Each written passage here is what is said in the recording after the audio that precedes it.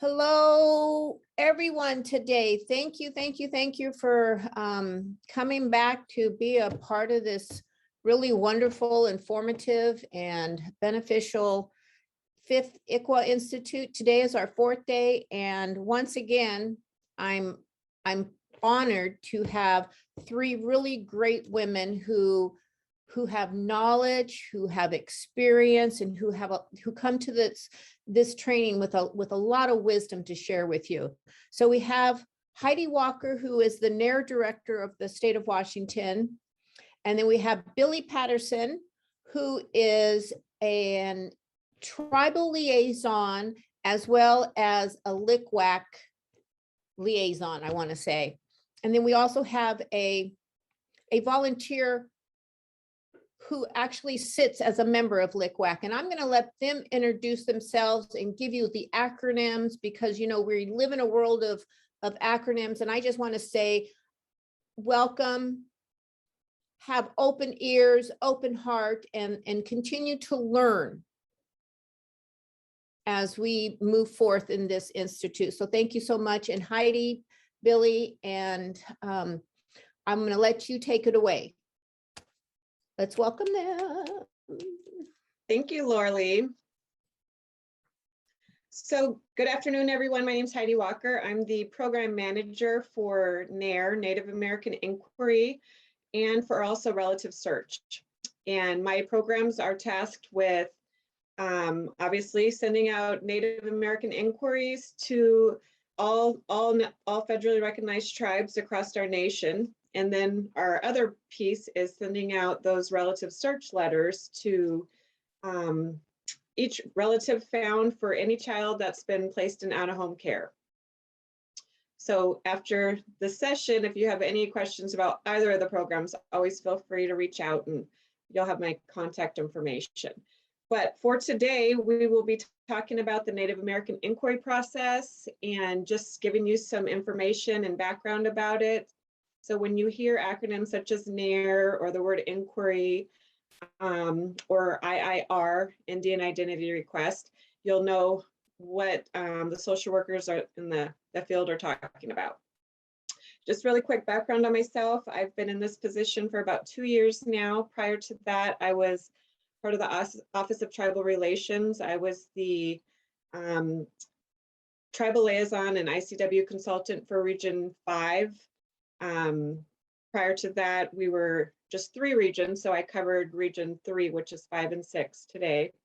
And before that, I was FTDM supervisor and facilitator, and started out as CPS 16 years ago, and carried every type of case ever since. So, anyways, just quick background about me. I'm going to share a PowerPoint presentation for you guys. And if you have any questions, you can feel free to speak up or put it in the chat. Okay. There you go. There I go. I'm so sorry. Okay. So first of all, why do we ask? We need to identify Indian children per the Indian Child Welfare Act of 1978. I know you guys have been talking about that all week. Our field staff are also bound by Washington State Indian Child Welfare Act and the inquiry, and the ICWA policies and procedures from Chapter 3 within our own DCYF manual. I want to give a quick shout out to Billy's daughter, Emma Bear, in this beautiful photo. So in Washington State, our regions, like I said, are broken into 6. And we have 29 federally recognized tribes. So Region 1, we have 3 tribes: Kalispell, Colville, and Spokane Tribe of Indians. Region 2 has Yakima Nation. Region 3, Lummi, Nooksack, Stillaguamish, Samish, Saxuatl, Swinomish, and Tulalip, or excuse me, and Upper Skagit.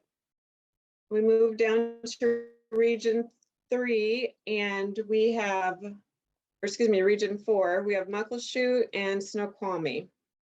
Region 5 has 3 tribes: Port Gamble, Puyallup, and the Suquamish tribe.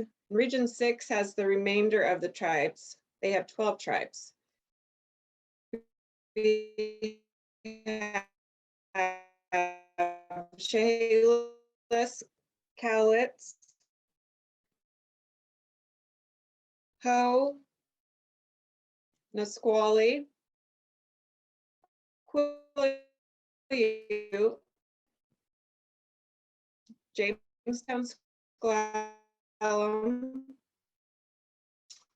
My internet keeps telling me it's unstable, so I'm And you are sorry coming in and out, sorry Heidi. if this Oh, yeah. is lagging. Federally recognized tribes, the big takeaway when we teach this for, oh no, okay. We are definitely having challenges with our internet today. I know Billy, I believe she's down in the Yakima area having challenges, and looks like we just lost Heidi. So our apologies. All right, so determining a child's Indian status must be made as soon as possible to serve the best interests of the Indian child and also to protect the interests of the child's tribe. So DCYF caseworkers must identify and verify whether a child meets the definition of an Indian child early in the case to preserve this child's culture. This is an example of the form that we use, the Indian identity request. And this form must be completed with the parents at their first contact. So as soon as CPS goes out for their initial face-to-face or their FAR intervention, that they need to take this form with them. They need to ask both parents about tribal affiliation. And then if a family is reporting tribal affiliation, they need to complete a family ancestry chart, which is also an acronym FAC, if you hear that. So I like to remind staff that on this form, if the family is reporting that they have tribal affiliation, but for some reason they do not know the name of the tribe, at least check the box and we would still send an inquiry out to the BIA. Also, I always remind staff that moms cannot sign for dads, dads cannot sign for moms. We really need to ask both sides of the family. And this is also maybe something that the volunteer classes and the JLs can help us out with. So at every case transfer, ask the question, even if you know the family has been asked before, if they have Native affiliation and they say they're not, just ask again. Now, if the family is filling out the form with either you or the social worker and they report a tribe with a large,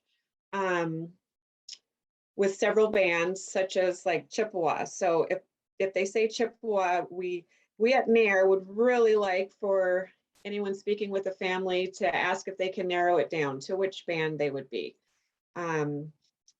More examples, there's 16 federally recognized Sioux tribes. And then when we get up to the Native villages and different tribes up there, there's about 229 in Alaska.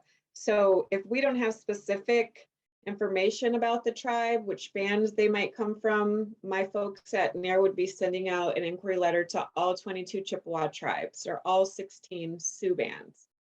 And those are sent out for each sibling in the family. So that's a ton of inquiries. And if we could possibly get it narrowed down, we would be extremely grateful. So if anyone's talking to a family and they report that they have Native affiliation, tribal affiliation, please get as much information as you can. And then always a reminder, if the parents aren't available or if someone's incarcerated and you can't get a hold of them, if you could ask someone in their family, again, each side of the family, or anybody who can reasonably be expected to have this information. So a lot of times we'll get an answer from the family that they are Blackfoot. And so we just bring this up because we cannot send inquiry letters out to Blackfoot. They're a Canadian First Nation. So we need to confirm with the family that they mean Blackfoot or do they mean Blackfeet. Blackfeet is a federally recognized tribe in Montana. really close to the border. But again, we don't have that authority to send out any inquiry letters to Canadian First Nations. So we need to confirm with families if in fact they do mean Blackfoot or Blackfoot. If they aren't certain, then the social worker can let us know, and we will, as a default, send to Blackfeet. So this is an example of the family ancestry chart. Just wanted to show you what it might look like in case you get this in Discovery, or the family prints it to you and you want to understand it better. So we train staff to list last names, first names, middle name throughout the chart. If the parent is adopted, we ask that they put that in parentheses so we know which bloodline we are tracing when we do our search of the family. If there's no tribe identified, then we ask that they put none, not leave it blank, so we're not guessing if they actually didn't ask the question, or if they forgot to write it in, because that means back and forth with the social worker and trying to get the correct answers on this. And then if the tribe is unknown, we simply ask that they just write unknown tribe. So we make sure to ask that the social worker write their name in here and the date they prepare it, because when my NAIR staff get the chart, they're going to put a hyphen and put their name in it and the name that they then worked on it as well. FamilyLink doesn't let us have the option of saving multiple versions of this. It's kind of considered a live document, so anybody can make changes on it, which is problematic when you're trying to save a completed document and preserve its integrity. So we just ask that whoever's working on it put their name on it so we know when changes have been made.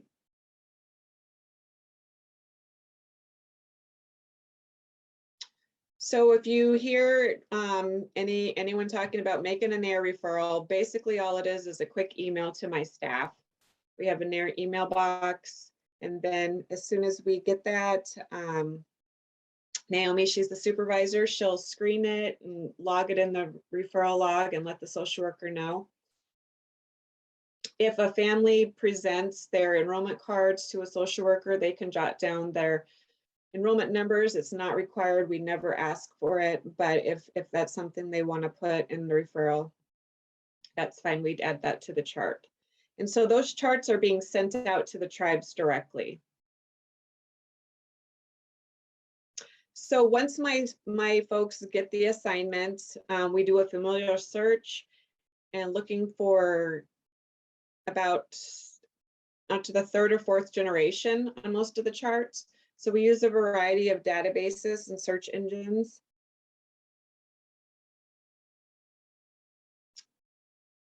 As you can see, there's a lot of Washington State agency bases. We also use the Dawes rolls. We use the census. We have a subscription to Ancestry and TransUnion, and then also to newspapers.com, where we have found a lot of great information from obituaries. So that's a really good source. So when my folks are processing their NAIR referral, I recently started requiring this. It's their tracking sheet. I took all the names off, but as you can see, it shows their relationship, the tribe that the family is reporting affiliation with. And then what I need them now to do more than ever is to cite their source. So if they're saying they got this in Wales or they found this in SIMS, which is the child support database, I'm having them to list it so we can know should there be a question about where we located any of the information. So there's a couple slides, this one and the next, about impacts of failing to send a NAIR referral. And so this is huge. If they don't send the NAIR referral to us, and I should have explained that, the field has 10 days to get a referral over to us. So if soon as the family reports a tribal affiliation, that social worker has 10 days to make that referral, and my team start processing the search. Now, if they don't get this over timely, there's major impacts for the case. Obviously, it can jeopardize placement preferences, implementing active efforts. There could be continuations of termination trials or overturning of terminations, even the vacating of adoption rulings.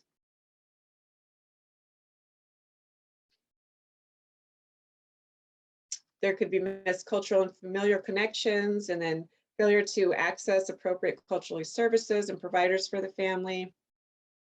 And really just a loss of resources and support for the family overall. And basically, one of the most important issues that could come up is, Washington State has a close relationship with our 29 tribal partners, and we would never want to jeopardize that by not reaching out to them and in case coordinating with them. So this is an example of the actual inquiry that's sent out. Again, this is sent out with the family ancestry chart. And these have to be sent out on behalf of each sibling separately. So we can't just have a response from the tribe for an older sibling and record that for the younger siblings. We really have to have each child have their own documentation. And then we send these out. This is inquiry number 1. So if the tribe does not respond within 60 days, then we send out a second one. And just for Washington State tribes, we send out a third one if need be. So who determines eligibility? So only a tribe can determine a child's membership status, and their determination is final. So we can't just go off the word from the DCYF worker or anyone in my unit or court or even a LICWAC cannot make the determination of an Indian child's membership status. So the next 2 slides are definitions. I'll let you read those to yourself. I'm going to take a drink of water.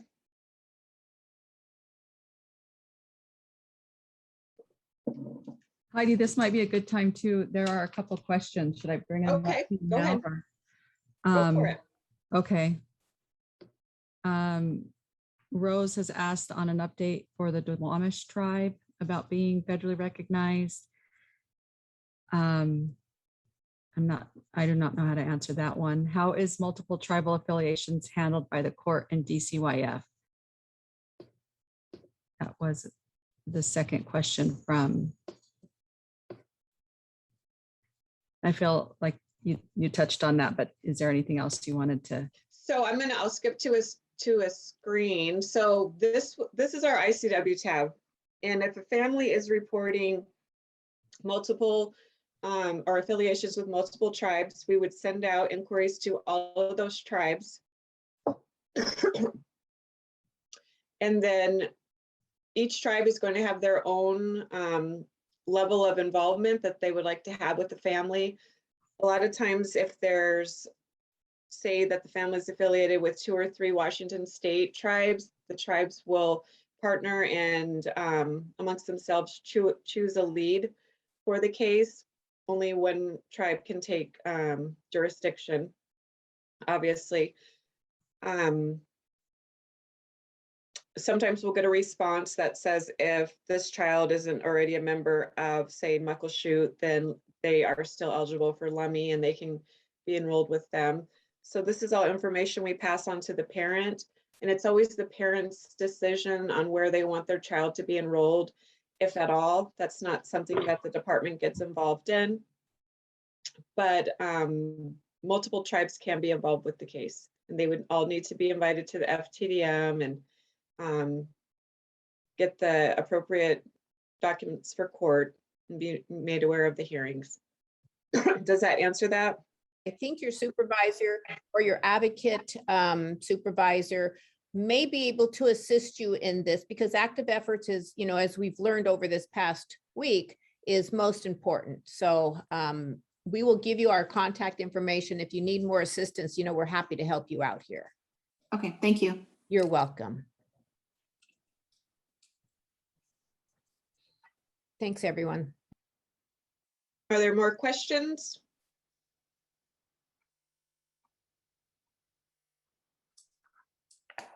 We're pretty much at the end. I just wanted to share the data from the last 2 years about how many inquiries we are sending out.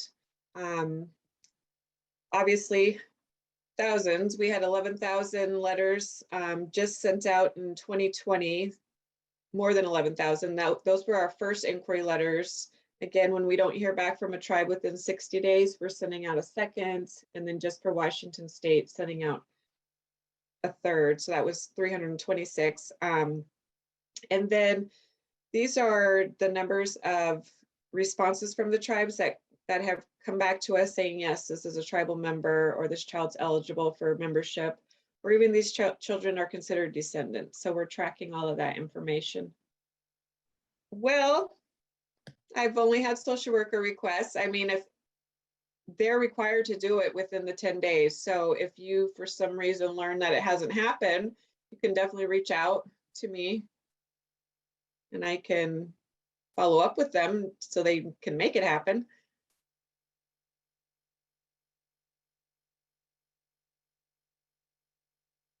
You can even ask to be CC'd on the email so you know that it's happened. If you have a relationship with the social worker or if you have some concerns. Thank you.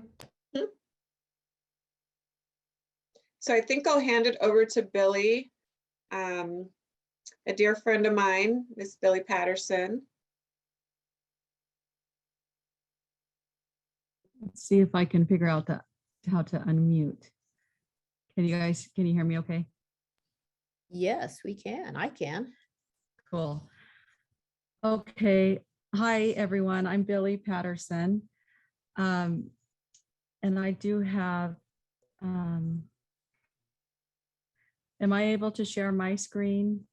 Am I back to co-host or, but I'll start with, because I did miss the introductions a little bit in the beginning. I actually missed a lot because of my computer system here, but I am, well, I've been with the department as a social worker, starting with CPS, and I've done most of our programs here, but I also have worked with the tribe doing some supervision. But altogether, I've been in child welfare for about 15 years. I'm a member of the Yakima Nation. I live here on the Yakima Reservation, and I raise my 3 kids here in a little tiny town called Glenwood. So it's over here by Goldendale, and I see Ashley, I think, is with us today. So I'm familiar with her and some of her team.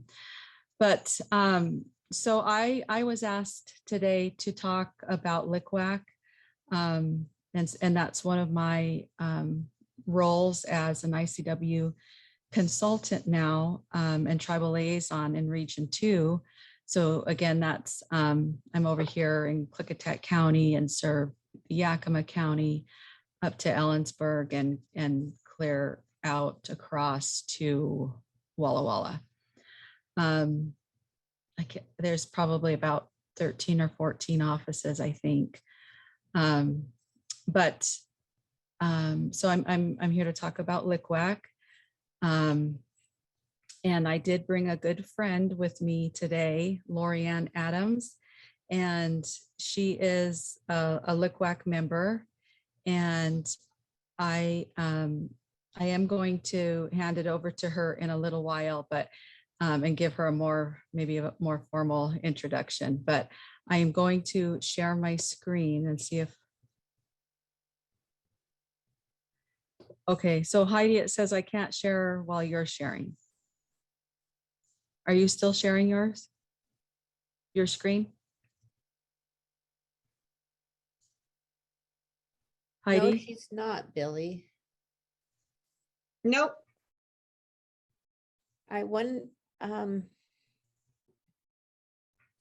Heidi, I wonder if you can share my presentation. Sure, I can. I sent it to her for some final edits, and she actually has probably the most up to date. But And so I will get to, so LICWAC, I'm sure that a lot of you may know or might be familiar with that already. I haven't been fortunate enough to sit in on all of our sessions this week. It's been a very stressful week for me. I've been up to Colville Reservation for a funeral and back again. And so I missed out on some good things. But what I know is that I'm talking to a group of mainly CASA and GAL volunteers. And so with that, are you sharing right now, Heidi? I can't even see anything. I'm not very technically savvy. Hold on. This is weird. Yeah, is Ryan? There you go. Ryan, Can you see it now? There you go. Yes. I can't. You can't? But I can go with it. So because I have my notes and we'll figure this out. But the first page, just the beautiful picture on there. Well, of course, I'm not familiar with the first one, but that's a plateau mother and child. And then the one on the right is a picture of my mom and my daughter. And just something I wanted to share because she's really has been my inspiration of the career that I've chose in social work. She's been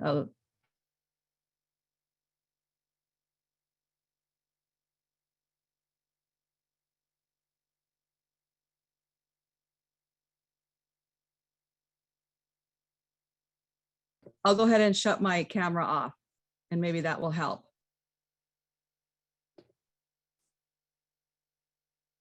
And now I can see my PowerPoint. Okay, so moving on to what is LICWAC. LICWAC is a local Indian Child Welfare Advisory Committee. It's a body of volunteers representing local tribes and Indian organizations.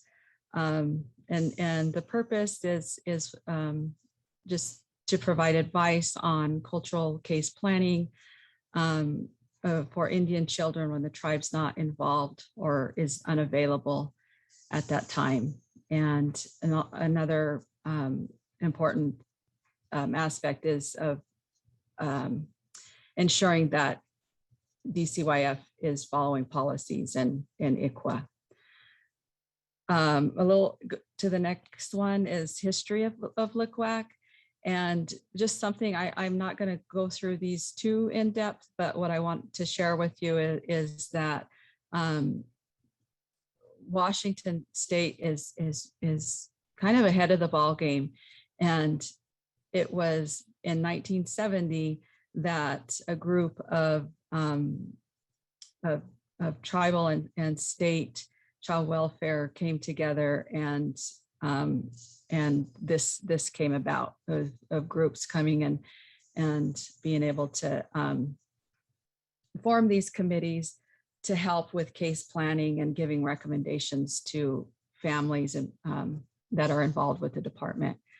And so that happened in 1970. And when we go and look on the historical timeline, this next slide, you can see when I say that LICWAC, or I mean, the state of Washington is ahead of the game, is that it was later that the Indian Child Welfare Act was implemented. And so there's some key dates in here. And when Washington developed our laws too, but I think most importantly, we're going to keep going,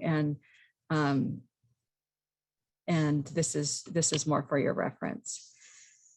This presentation, it was made up by Roxanne Finney, and she is like one of our most valuable mentors that we were fortunate to have on our team.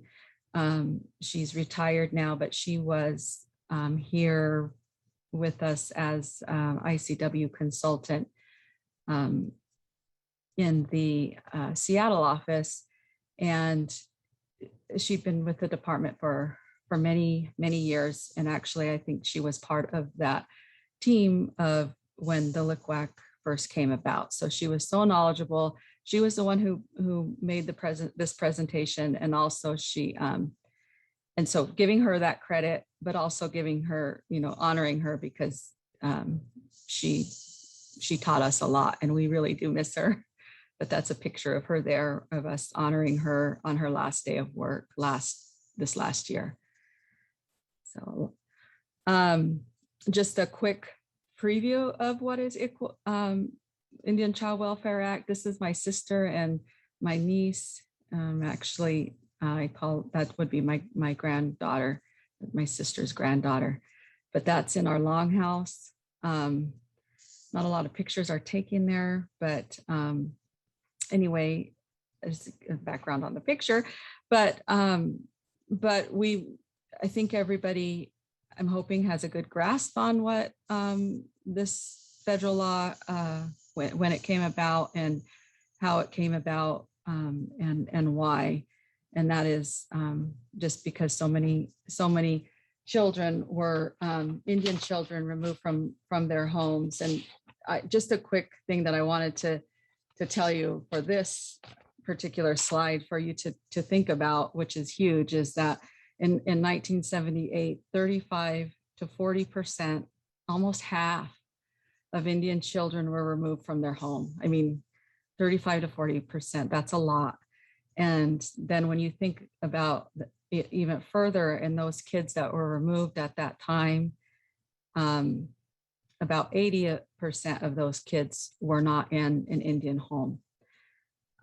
So that's that. When we look at statistics, I'm not a stats person, but that really hits hard to me, and that's why we have these laws to help prevent, or to try to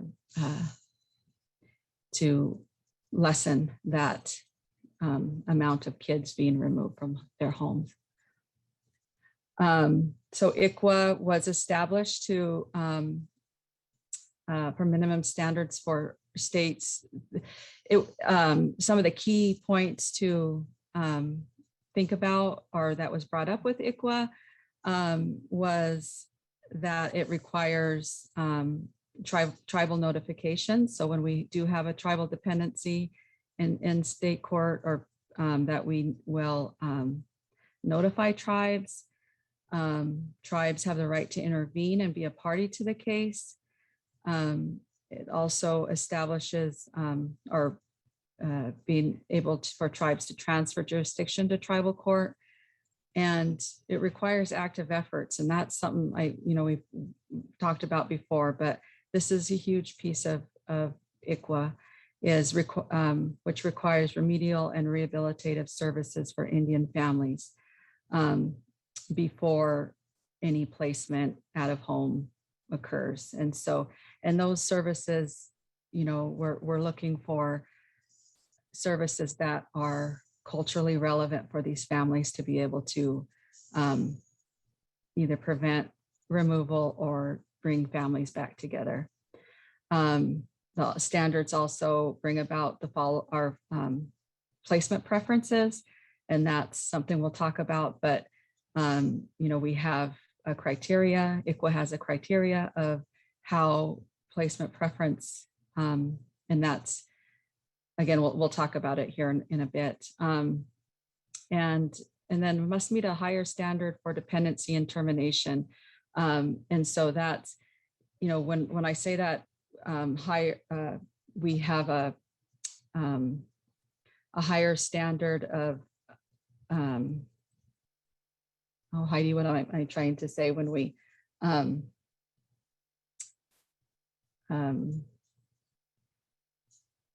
the word's not coming to me right now, but just that we have active efforts and remedial efforts, or not remedial, but that we just have a higher criteria of making sure that we are providing these services, and that a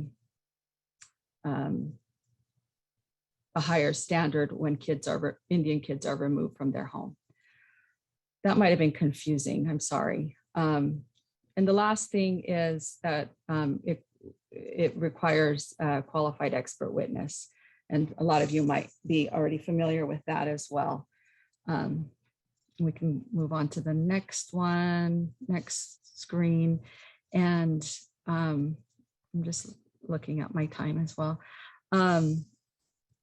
This is a picture of my dad and my daughter, and then my little grandnephew. I love that picture. And again, I've used all my own family pictures because I didn't have any rights, or didn't get any other pictures or permission from others. So Washington State's ICWA legislative intent is protect the essential tribes' relations and best interests of Indian children. When placement is necessary for child's safety, Washington State is committed to a placement that reflects and honors the unique value of the child's tribal culture. And that kind of goes into our placement preference. And I think Heidi talked about this a bit, I believe, a definition of an Indian child, and just any unmarried person under the age of 18 and either a member or of an Indian tribe or eligible for membership. There's two different, this is federal, and then this is our RCW on the bottom.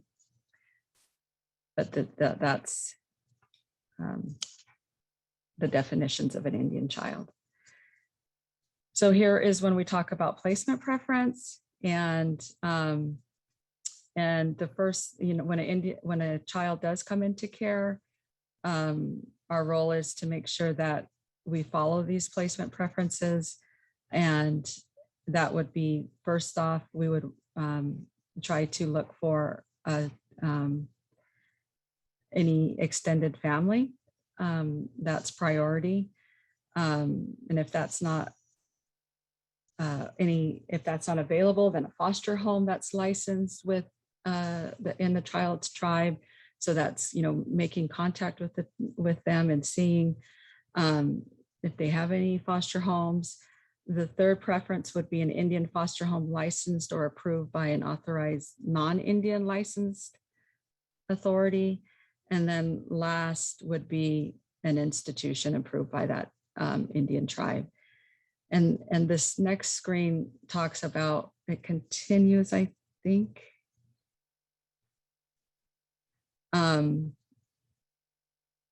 A foster care agency approved by an Indian tribe. And then the next, I guess that would not be the last, a non-Indian foster care agency or a non-Indian family that is committed to helping meet the needs of that child, their cultural needs, and able to help with family visits and build that relationship with the child's tribe. Cultural case planning is key to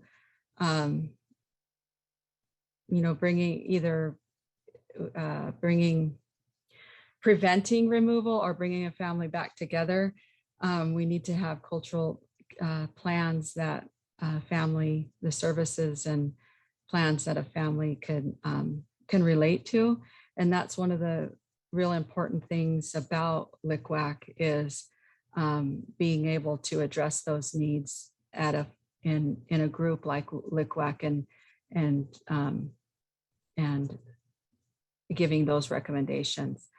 But this screen here is just talks about ICWA doesn't apply, and Heidi talked about this for descendants of members does not apply to Indians who are descendants of federally recognized tribes or Canadian First Nations or members of non-federally recognized tribes. So we talked about the Duwamish tribe, and they are trying to get recognized after all these years, and I'm hoping that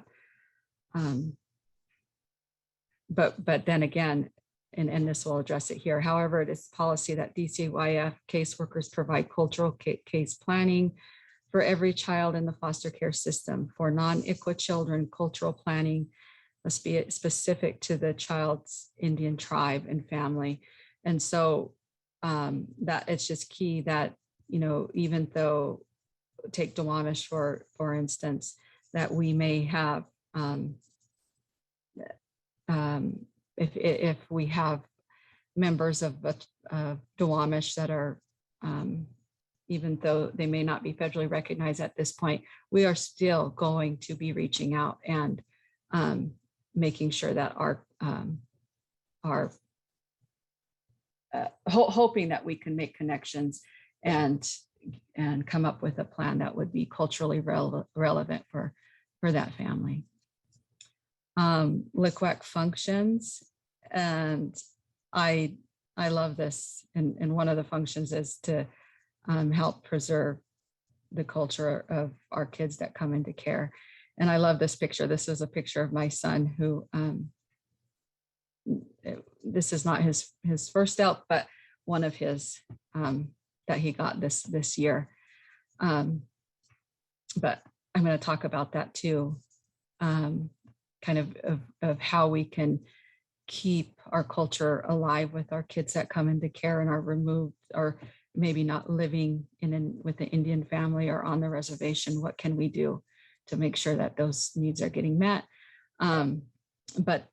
Functions, review cases of Indian children, receiving services from DCYF.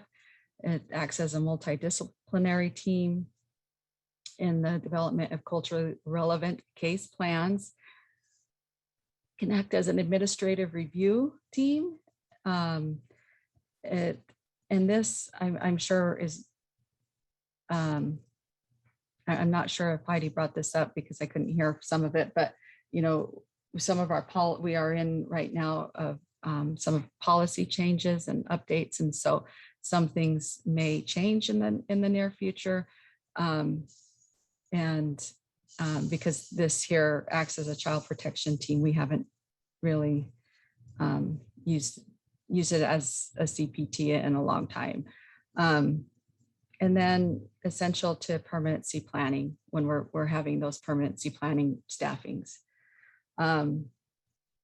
It's also the role is to ensure the inquiry process is thorough and complete. We ask workers to talk about that when they come in, and give us an update on, if where we're at with the inquiry process.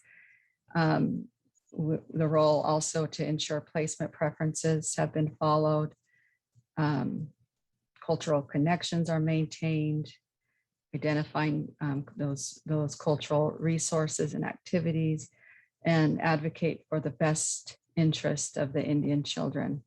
And so it's valuable when we have our CASA and GALs present at those meetings, along with our our tribal kids who are in care, to be able to voice how they're doing, what their needs are they getting their cultural needs met. These are the things that why it is important for us to have this team that comes together.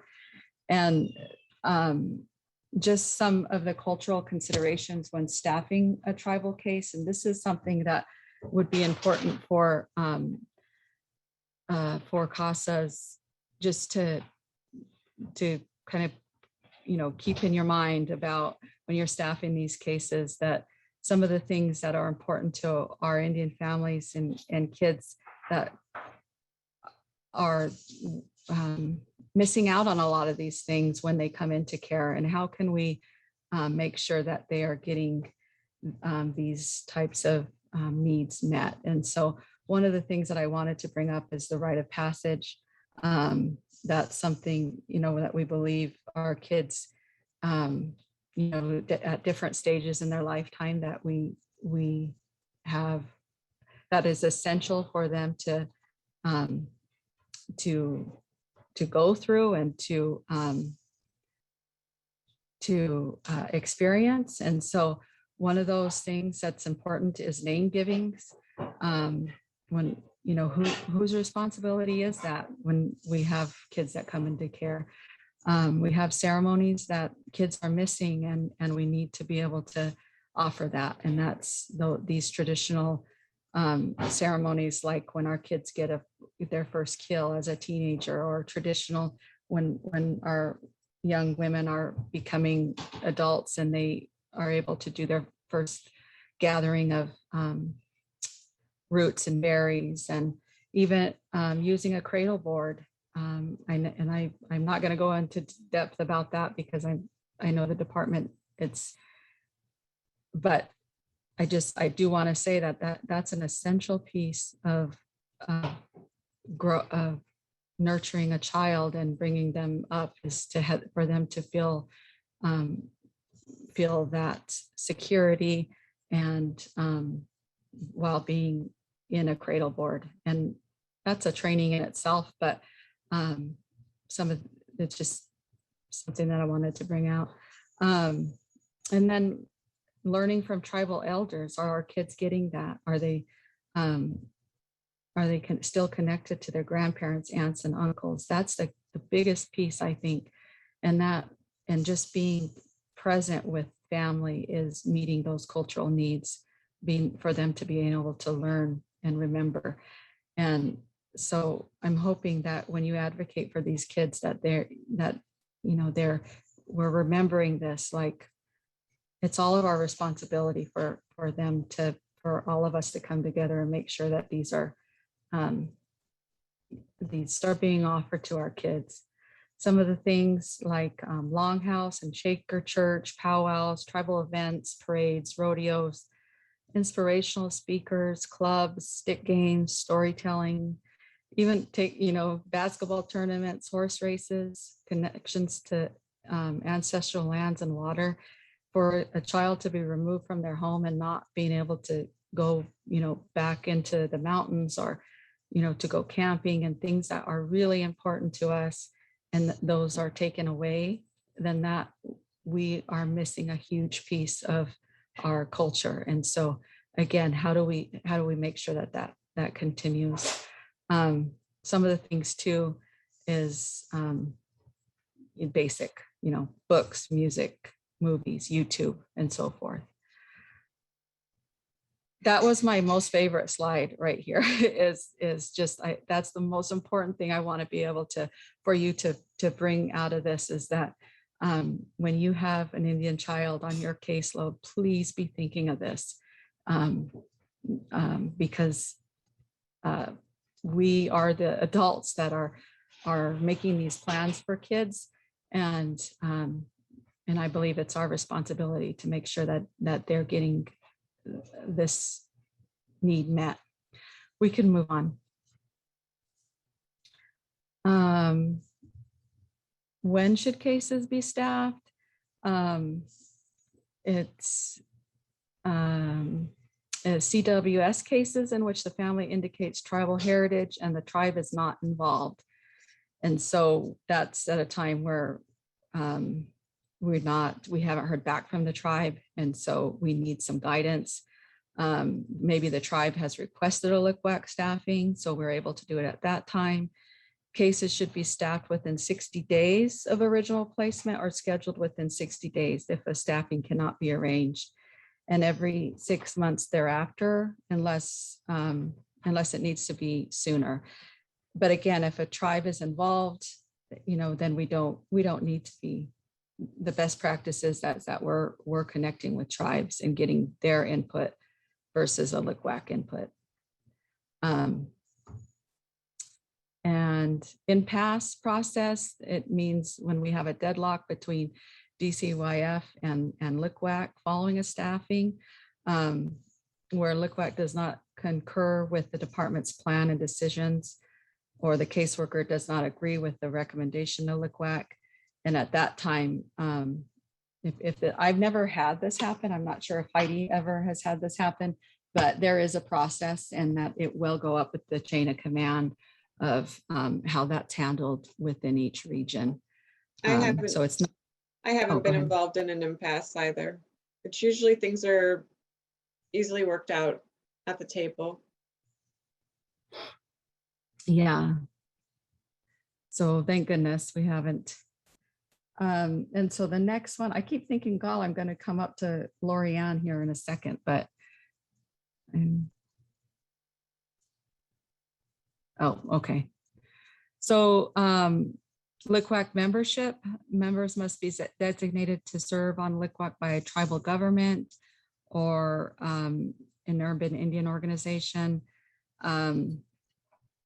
must be a responsible community member, must not be a DCYF employee, and not serving as a GAL or a CASA, must be registered volunteer with DCYF and complete a background clearance, and no convictions, of course, of child abuse or neglect or domestic violence, any offenses against children. Who may request the LICWAC staffing? So that's the child's tribe or arrayal or Indian organization. Members of LICWAC can ask, LICWAC liaison, the caseworker or supervisor, a parent, a child, a relative, a foster parent, or others involved with the child may request the staffing. And so you know, representing a child may have the need to bring something to a LICWAC. And then who we asked or try to make sure that are at these staffings in LICWAC determines who may participate. The assigned caseworker must be in attendance as the primary presenter. Of course, the supervisor, we try to make sure that they are there, the parents or guardians, and really important that a child over the 12 years old needs to be present as well. Foster parents, relatives or support person, tribal representatives, attorneys, guardian ad litems, other persons that we could benefit from, can also, anybody that a parent may want to have there as supporting their interests. We definitely want to be able to provide that. So sometimes there could be a conflict of interest because, especially in smaller tribes and smaller offices, there might be a member. So it could be a conflict of interest if a LICWAC member is related to a family or involved in another capacity in a different role, or maybe within their own work that they do. And such a member may give input but must leave the room while the LICWAC deliberates.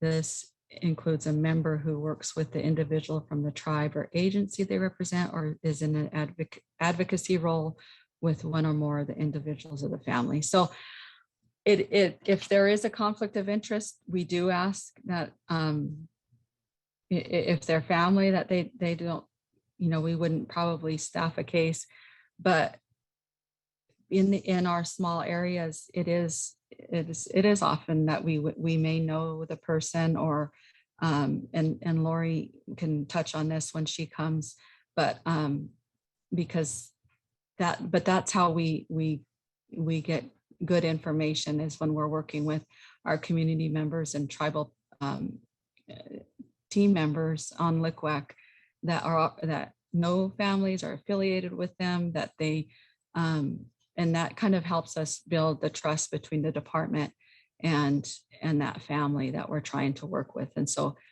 that's also a key piece to LICWAC is building that connection with a family, letting them know that there are tribal people here that want to help, that can help, and know of some services that could be offered. And so again, it just really helps build the trust between us. So our next piece here, I think we're doing good on time.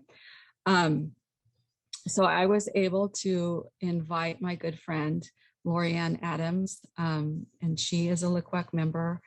She can talk about how long, I can't remember she's been with us, but she is a Yakima tribal member and a school counselor. I put on here master bead worker, very passionate about education and child safety, and it's her birthday. Tomorrow is her birthday. But I wanted for Lori to change this up a little bit and for Lori to be able to talk about maybe her experience as a LICWAC member and talk about like maybe some of the barriers that she sees our tribal families going through and how we can be helpful and keeping our families together. But Lori, if there's anything else you want to say about your introduction, but thank you for being here, and I'm going to let you take over. If you can unmute yourself. Okay. It's a pleasure to be here. Thank you for inviting me. It's really great to see all these passionate people who care about our Native youth. I'm one of those, and I was very fortunate enough for Billy to ask me to be on our local LICWAC team. I think it's going on like 3 years now, and it's really like, for me as a tribal member, it's really nice to see that we have, we come to the table and we're caring about our tribal students, but also our tribal families. And one thing that I'm really passionate about is helping our community. And like Billy said, there are a lot of barriers for our Native families, especially those that are residing on the reservation like ours, like the Yakima Nation. We have a high substance abuse. And then there's also mental health issues, high homelessness. And it's very rewarding that we can come together as a team to help these families and keeping these students safe. So from my experience, it's been a wonderful experience. I'm so thankful that I've been able to serve as a LICWAC member. I know a lot of the cases that come to us, they're very tough cases. There's been times where we spent hours on a case, but also it's very rewarding because we are the community that's not afraid to ask those honest, hard questions. You know, we will ask the parent, why are you using? We ask the social worker, what have you done? Why haven't you done this? We're not rude about it, but we're just very passionate for our members and for all of our Native kids, and we want what's best for them. I'm a education counselor, school counselor for the Wapato School District going on 15 years now. And I see myself as kind of like that bridge between the families and the department in some ways, because some of the families I work with, they've probably been in the system since they were children. And so they don't have a very good relationship or view of the department, but the department offers so many wonderful services for these families that I try to remind them of that. I'm like, hey, you know, I'm a LICWAC member. I hear cases and I know they'll help you, but you have to be willing to help them. A lot of our biggest obstacle our families have had to overcome is like they don't have transportation. And so, you know, one of a blessing from COVID is we're able to do a lot of things remotely, and we've had a lot more parent participation because they're able to get on remotely. Let's see. I'm trying to think. I could talk about this for hours. You know, this is my passion, the Native youth, keeping them safe, helping families. Do you guys have any questions like for me or for Billy, like about serving on LICWAC, what we do?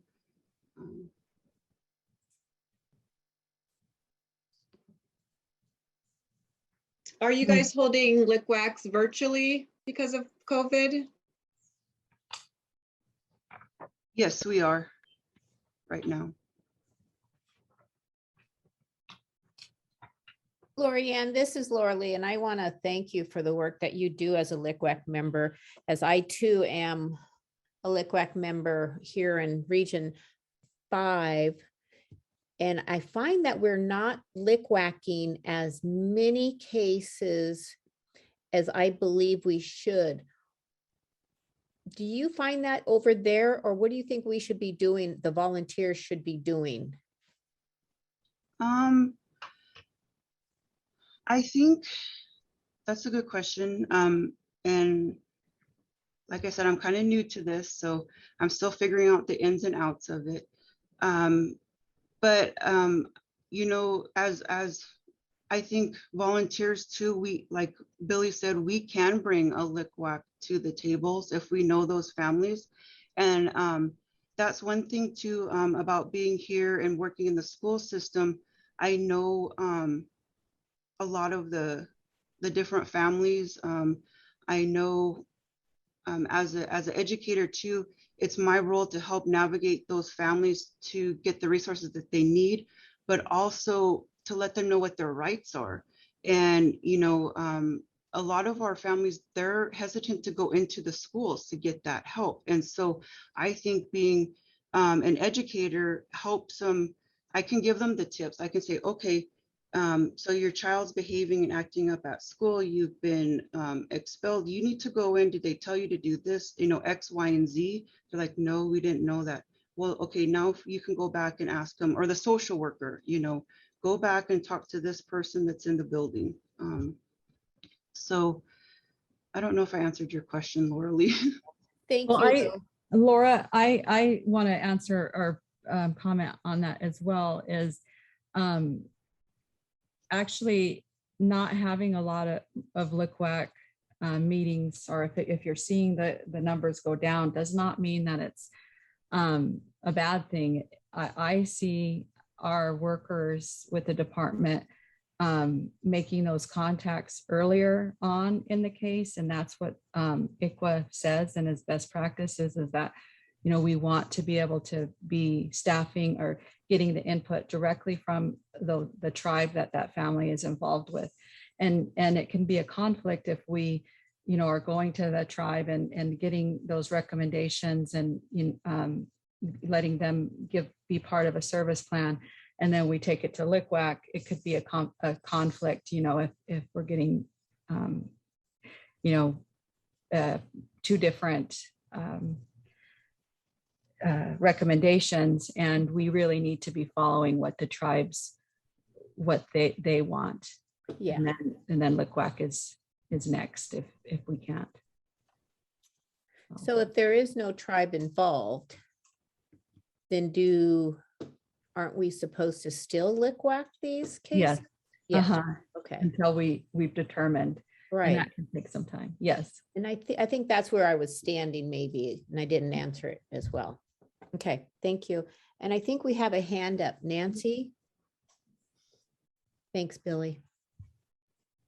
Yeah, so this would be a question for either Billy or Lorianne or both. And I think that Laura Lee, you might have just alluded to this, but so I'm thinking, so to what extent can LICWACs be a resource for Indian children who don't fit neatly into the ICWA framework?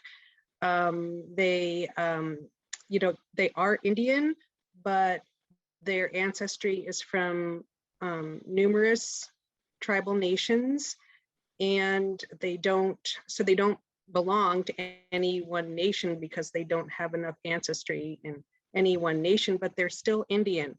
Or, I mean, I know, we're, the allegiances to the 29, in our state, the allegiances to the 29 sovereign nations, or to any sovereign nation, I suppose. But there are kids who are of mixed Indian ancestry, or they might be like, I had students who were Mountain Pima, that's a Mexican tribe, or just mixed, and so they don't fit ICWA. Can a LICWAC help? That's my question.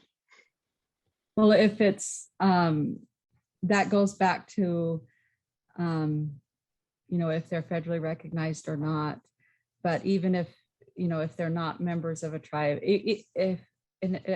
also if there's 10 or more, and that happens, that a family may say they have ancestry in all these separate tribes, and it is a responsibility of the department to contact every single one of them and to see if they consider this family, this child, an Indian child, or members of their tribe. And so it's a lot of work and it takes time. And so in that meantime, 6 months or however long it can take to get that determination, what do we do? And you're saying they might not identify with any of those tribes, but there are some things that we still could be trying to address those cultural needs if there's local tribes that are that we can connect, or what can we again learn from those tribes, online resources, anything that we can do to try to help promote that culture. Because even if a family doesn't really feel like they practice or are part of that Indian culture, we still have that obligation. And so we have to do what we can, and that's reaching out to the tribes, gathering in any kind of resources to help, and especially while they're in foster placement. I'm wondering if Nancy, Heidi has anything. I was just wondering, is your question more so, can LICWAC staff the cases still? Or I just want to make sure we're understanding your question. Yeah, I guess I'm just thinking I think maybe Billy was saying this, that these kids, even though they may not be able to document membership, or no one can document membership for them in a particular sovereign nation, that they have cultural needs. Sure. And so that could be really, really important to them. And so I'm just thinking, parents can sign a consent, and those types of cases can be staffed with LICWAC, but they're not automatically going to be referred over for the LICWAC calendar. It will take a consent from the parent, a written consent, because we don't have the authority. ICWA doesn't cover those kids, so we don't have that authority just to go ahead and staff them without parental consent. thank you. Mm-hmm. There's a question in the chat from Jan, and it says, could DNA help with ID? I worked for the Kalispel tribe of Indians, and that's the only tribe that I know that that did DNA testing on children for membership. Do you gals have anything else on that? So Puyallup does that, and you have to be referred and complete that DNA testing from their approved site only. You can't bring in your own test results. And I believe those babies have to be enrolled by the time they're 1. Yeah.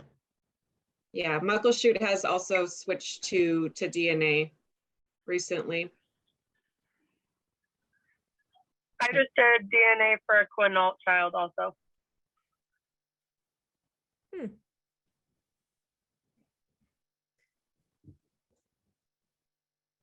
Was there any other questions? I did want, no, I think that was it then. I was just seeing if I had any other questions for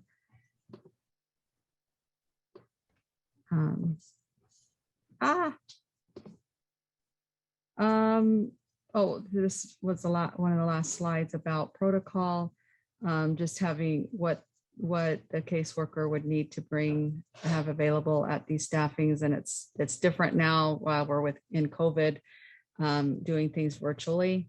But usually we ask that they come prepared with a court report, a family ancestry chart, a shared planning form, something that, or the previous LICWAC recommendations, and the case file.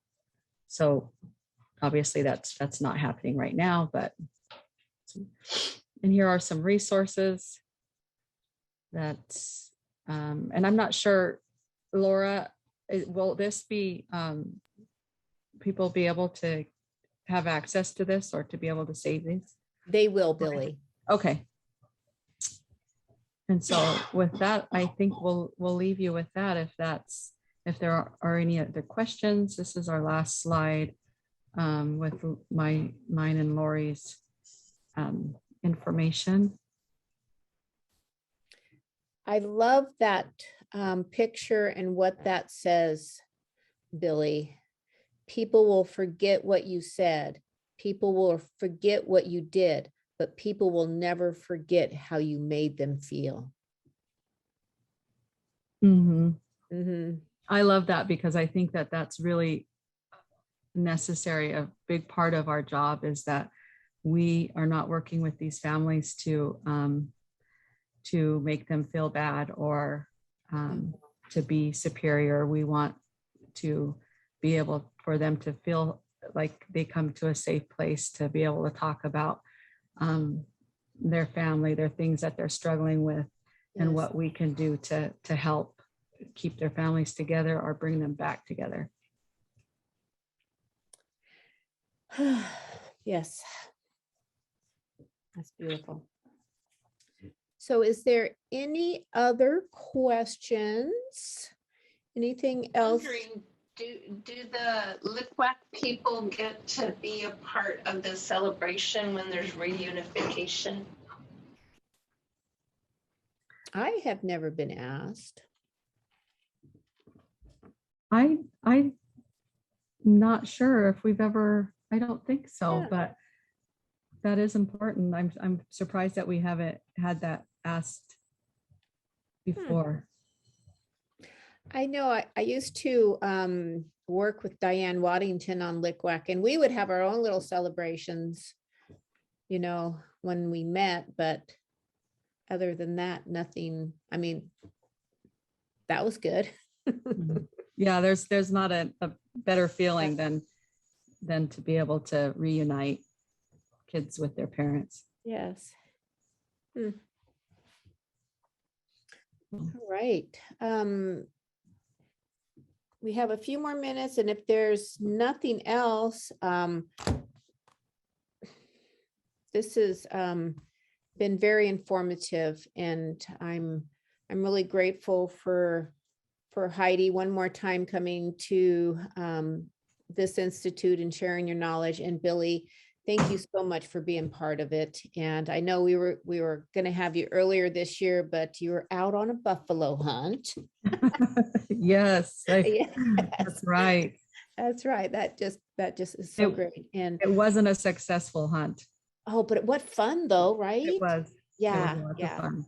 That's all that sometimes matters. So, and Lorianne, thank you so much for bringing your knowledge and wisdom to this presentation as well, and this time together. And I know tomorrow you're just going to have a wonderful birthday. So I love celebrations and gatherings and just being able to be present for people. And so with that, I'm just going to raise my hands and say I honor each and every one of you who continue to be here, who continue to show your heart in helping Indian families and Indian children. And thank you, ladies, for everything that you do for us. And I do appreciate you. And there will be a sixth.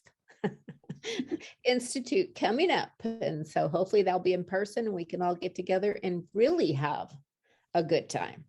Yes. So thank you. Thank you. Thank you, Laura all. Lee. Thank you. Thank you. Thanks, Ryan, for being a great Yes. person here and keeping us all connected. So